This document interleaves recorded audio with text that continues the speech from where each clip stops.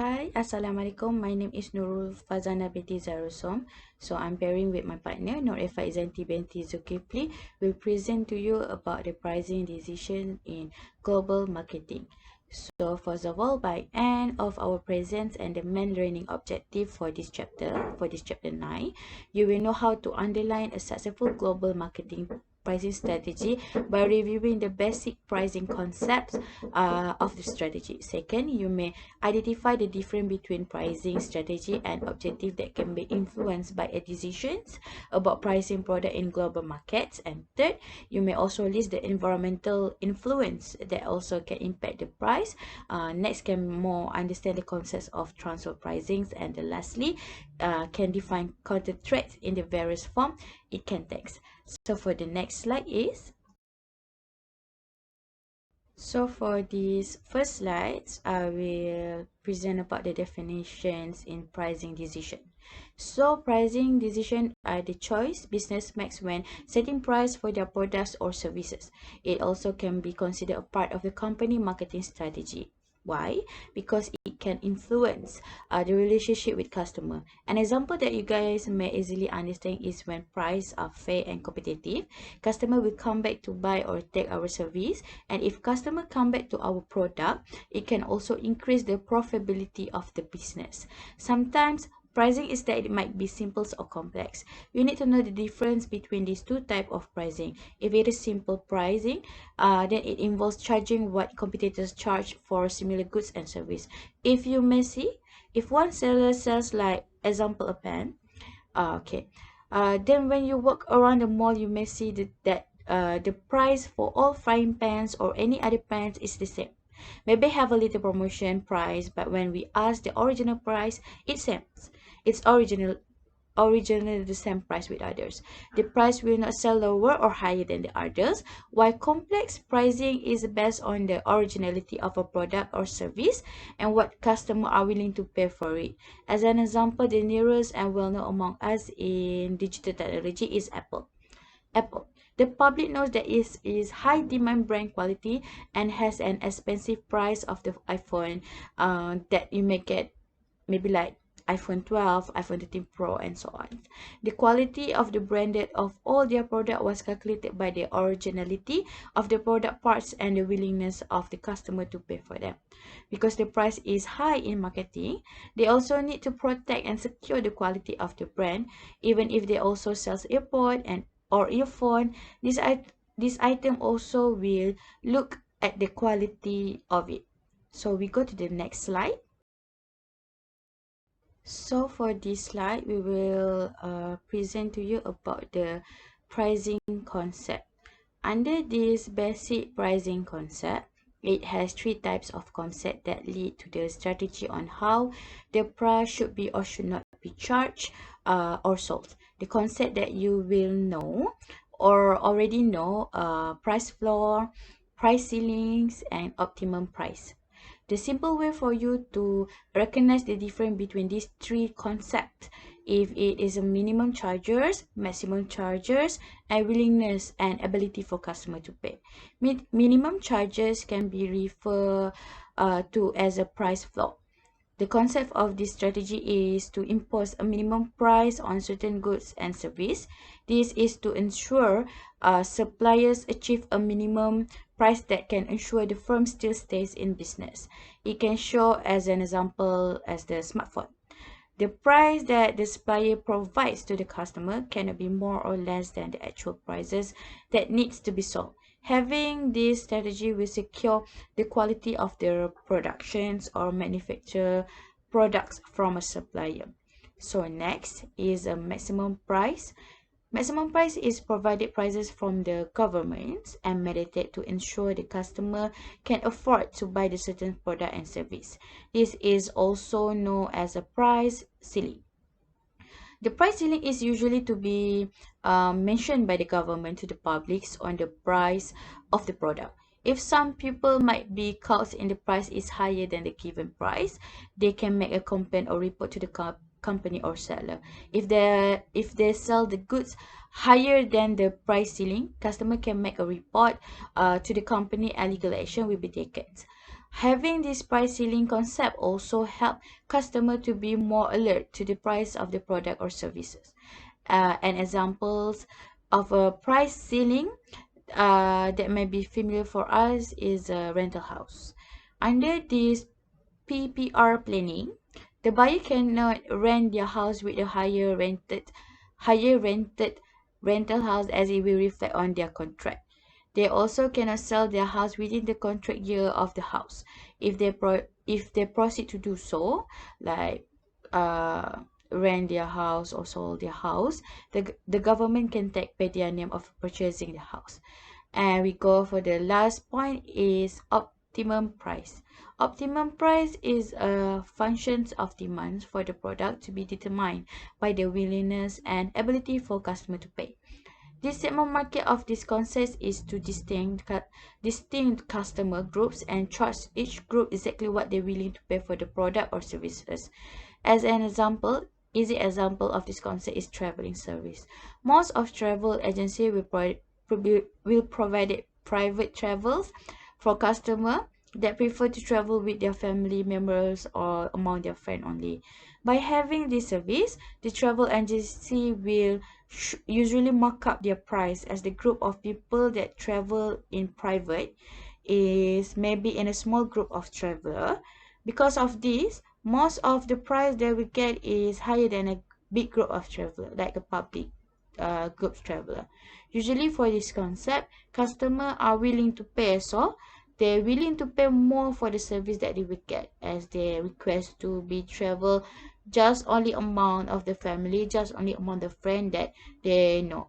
They are not together with stranger that they don't know for their travel. So we go to the next slide. So for this slide, it is about the types of pricing strategy and objective. So for the pricing strategy and objective, it actually have 5 types of it, which are market scheming and financial objective, penetration pricings and non-financial objective, convenient product, target costing, and lastly, export price escalations. So for the first one is market scheming and financial objective. It is a product pricing strategy by which a firm can charge the highest initial price that customer will pay and can lower the price over time. It refers to the demands of the first customer that is satisfied with the product and refers to the competitions that enters the market. By that also, the firm can lower the price to attract other customer and be more sensitive to the segments of the populations. The easiest example and well-known product that we can refer to is Apple. Once again, Apple. Every year they will come out with a new design, color, and functions. And the price of the product usually will increase as referred to their latest functions of the product. So the price of the product is much higher compared to the other brands. And as for their new brand or new design come out, uh, when the price is higher for the new one, the previous price of the model will decrease, will slowly decrease. So we go to the next, penetration pricings and non-financial objective. It is defined as a marketing strategy that can be used by business to attract customer to their new product or service by offering a lower price during its initial offering. Usually, the strategy that they use is by lowering their price. This method is used to help their product or service to penetrate the market and at the same time will attract customer away from their other competitors. An example that you can see is Coffee Bean and Starbucks. To attract more customer to buy their product, coffee if you no, Coffee Bean price is much cheaper than Starbucks. They also usually will have a lot of promotions of their coffee and desserts, which maybe like you get a like 30% off promotions on the Grab, or if you go to their cafe to walk in to buy the coffee, maybe you like when you use other cards like Maybank cards, you will get 10% discount for it. So this is one of the way they attract customer to buy their product. This is considered as a method for them to use and compete with their other competitors. So we go for the next one is convenient products by Captive, raises and best pricing. This one is defined by the pricings of the product that have both a core product and number of accessory product. It is pricing strategy that takes advantage of the product that usually has a high primarily to attract a large of customer, a large number of customer. It usually aims to customer more attract to their core product but with a lower price. But still it can make a profit for a seller to captive their product. An example, if you buy a laptop, it is compulsory for you to have a Microsoft Office software inside the laptop that to make your job and do your assignment much easier. By that, it can consider as a convenient product by competitive pricing, which you buy the laptop and then you need the software of Microsoft Office to do your job or your assignment or your daily life of working days. Okay, next is target costing. Target costing is defined as what a company plans in advance for the price points, product cost, and margin that it wants to achieve for its new product. Under targeting costing, a management team has a powerful tool to continually monitor products from the moment they enter the designs phase and onwards. It usually ensures under the development team we bring profitable product to the market. An example that we can say Japan, Japanese firm. Japanese firm are really well known or highly known as a high technology producer in automobile, which is they already produce Toyota, Toshiba, Daihatsu, and Nissan, which is all of these company are under Japanese firm. This is really shows that their development team 100% like bring the profit to their company, which is we can see that a lot of cars in our roads have their company names in the roads, like one of the cars in our Malaysian roads we use like Toyota, Nissan, which is what we can see that their targeting cost is definitely successful, and they already and for their development team they really produce a profitability for their company to survive in this field of competitors. So we go to the last one, the export price escalation. So for the export price escalation is defined as to increase in the price that occurs when a product is exported to a foreign market due to the shipping cost, tariff, and distribution channels. Product change hands in the international market, the cost. Because of that, the cost keeps adding up till it reach the final consumer. As an example, I use an iPhone again. iPhone will cost 40% more in India than in the US. It needs to have the product passes through the hands of an importer, then the company with the primary responsibility of sales and service. After that, the territory of the local distributor will be finally to the local retail shops. It is from it reach and end to the user.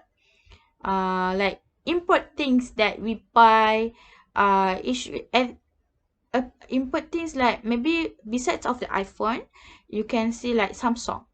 Samsung is from Korea, originally from Korea. So when they go the fast, where they need to like will get higher, more percentage on the prices that they will give. Because by the first price that they take from the originality producers in Korea, then they need to calculate their costs on shippings, costs on distributions, tariff, all of that.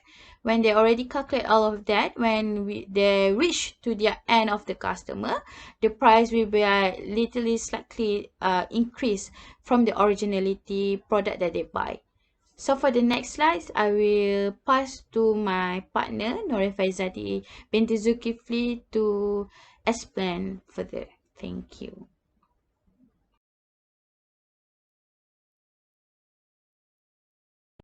Okay, I will continue in environmental influence on pricing decision. It can inflationary the environment, can increase the money supply that can cause inflation. For the country that has a weak currency, it can reflect in the price of imported goods. For example, in 1998, the inflation rate in Malaysia increased due to the depreciation the ringgit at around 28.2% against US dollar during end of the year in 1997.